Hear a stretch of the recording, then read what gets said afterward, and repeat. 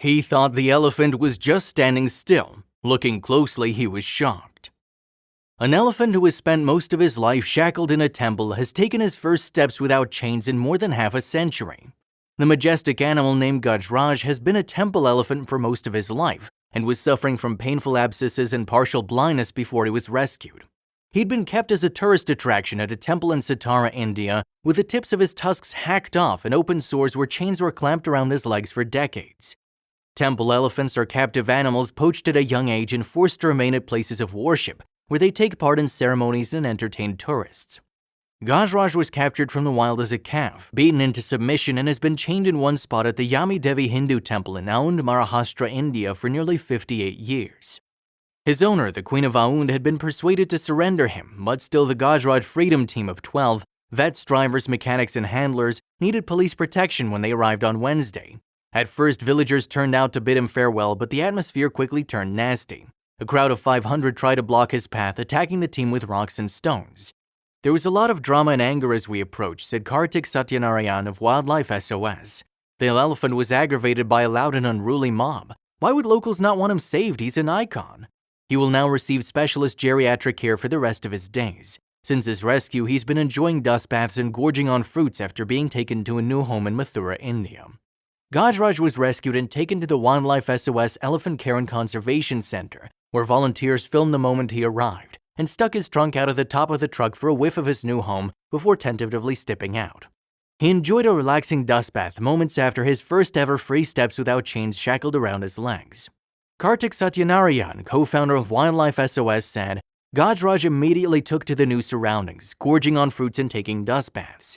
Charity vet Dr. Yaduraj Khadpekar said, "We began his treatment as soon as he got into the ambulance. We drained the pus from his hip abscesses. He was calm throughout and cooperated with the treatment." The elephant was rescued by the police and forest department on June 14 before he was taken to his new home with the help of vets and elephant caretakers. Wasim Akram, Wildlife SOS manager of special projects, said, "We ensured that Gajraj remained comfortable and hydrated throughout the long journey. We made sure he got enough green fodder and refreshing baths. We also made multiple pit stops for him to rest." After seeing images of Gajraj in captivity, animal welfare campaigners Save the Asian Elephant said they appeared to show the animal in distress and mental torment.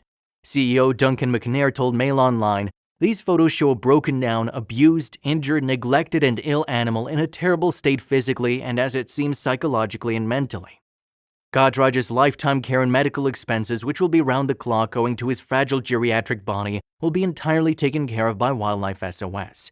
You can contribute to Gajraj's lifetime care by making a donation today at wildlifesos.org. See what happened next with this elephant.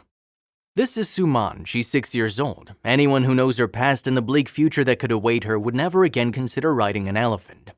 We know that most of you would never have considered it anyway, but the great majority of people who don't follow wildlife issues are completely unaware of the problems surrounding elephant riding.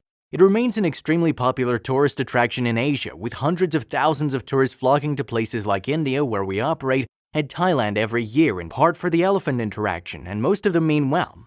What's kept hidden from tourists are the wretched working conditions for these elephants, not to mention the unconscionable abuses they suffer during the so-called training process, referred to in parts of Asia as fajan, meaning to crush, i.e. the crushing of a young elephant's spirit. And the abuses don't end for these elephants when they've been tamed either. Most of them suffer decades of overwork, neglect, and continued abuse at the hands of their captors. Then there's the fact that the few remaining wild elephant populations in Southeast Asia are being adversely affected by the trade's insatiable hunger for fresh young elephants. Remember, this species is listed as endangered on the International Union for Conservation of Nature (IUCN) Red List. They are already on the brink. Suman's story began when she was born into India's notorious Moonlight Circus. Had the circus not been stripped of its ability to use performing animals, her life would have been about performing painful and unnatural stunts under the big top. The life of a circus elephant in India has always been a brutal one. So did Suman dodge a bullet leaving the circus? No, not at all.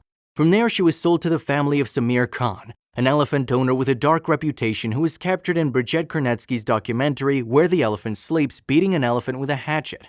Khan then rented her out at 3 years old to a television show called Bandhan, which People for the Ethical Treatment of Animals (PETA) and Animal Welfare Board of India (ALB) helped shut down based on allegations of onset cruelty and neglect.